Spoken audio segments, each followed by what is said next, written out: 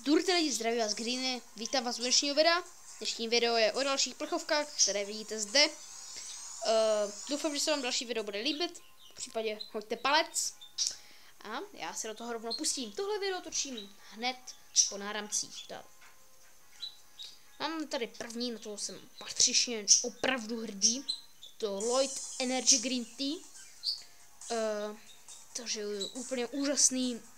Tento dokonce ani není nějaká česká šunka. Takže já tu jsem velmi rád. Možná slyšíte v pozadí hudbu. Tak doufám, že se vám ta hudba bude k tomu líbit. Tady mám menší kofolu. To je každá kofola dobrá, nebo každá plechovka. Sbírám mi takové ty šunky. Potom tady mám kofolu višňovou, malou.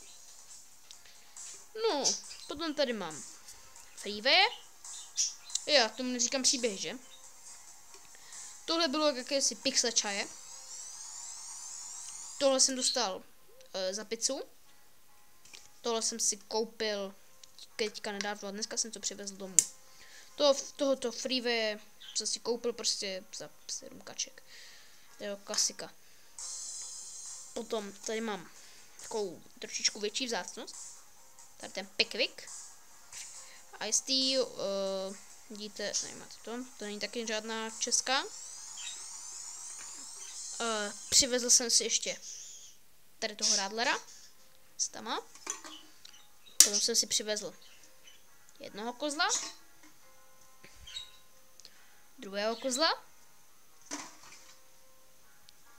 a jednoho zubra. Potom tady se dostáváme k samotnému konci, což je tady ten Birel zázvor. No a teď to nejposlednější, co tady vidíte, je tahle ta limitka. To je limitka, je to hodně vzácná plechovka. Ani bych se nedivil, kdyby třeba knife neměl. Staročech. Vážně to byla limitka, už se neprodává. Nevím, kdyby tu zmírali sousedi. No a doufám, že se vám tohle video líbilo. Pokud ano, dejte like. Pokud chcete další podkladovou hudbu, dejte taky like. Odběr nebo nějaký pěkný komentář. Like na to. Takže zdarte. Ještě ukázka.